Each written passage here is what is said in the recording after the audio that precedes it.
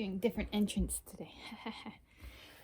Okay, will I get a military escort in Ireland like I did in Scotland? Well, there's a story behind that one. I was a little mad.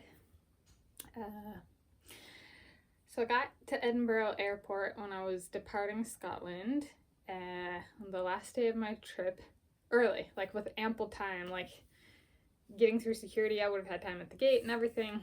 And there was a bunch of technological problems with the airline I was flying with. I was flying with Air France.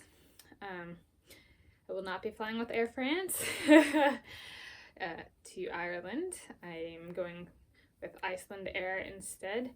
And Air France was having a lot of problems, and then communications weren't clear by all the workers of the airline. So then I got out of line, and then it ended up the miscommunication resulted in a number of us going to so on my way back to San Francisco, I had a layover in Paris, and so those of us on that flight, a number of us got out of line because this person didn't make their communications clear, and everything that just went wrong, like it went wrong, and then it got more wrong. And except for Edinburgh Airport was amazing. Like, the security line was great. I went through super fast, and why did I get a military escort? Well, I was mad, and I was on social media. Yes, so what you post on social media can have real life military consequences, for better or for worse. And at least, okay, that might not be the reason why I got a military escort, but I was very mad, and that came through on social media. And it wasn't with the airport or anything. It was very much with this situation and what was going on. And so I got escorted by military personnel. They were not like indiscreet. They were full uniform, big guns, guns like semi-automated sniper rifles. Like, they were big and they get the job done. And so they escorted me up the escalator on my way to the security checkpoint. And so I hope I don't get a military escort in Ireland. It was not an option to not make that flight back to the United States. And things got kind of worse in Paris itself. They took away a number of our passports and took them out of sight. Like, if you're gonna take a passport away for like security reasons and not violate human rights, at least let us see the passports, right? When you plant the seed of doubt by taking passports away from us out of sight, right? It plants a seed of doubt of, did I actually get my real passport back? Like, I don't know what technology can do these days. And so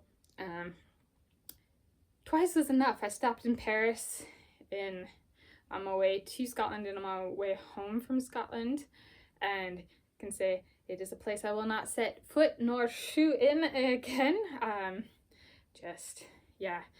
guess so the very unsatisfied customer with Air France, and they muted me when I was in Paris, so I couldn't actually communicate with my phone. That is possible with technology these days. They can single you out and silence you.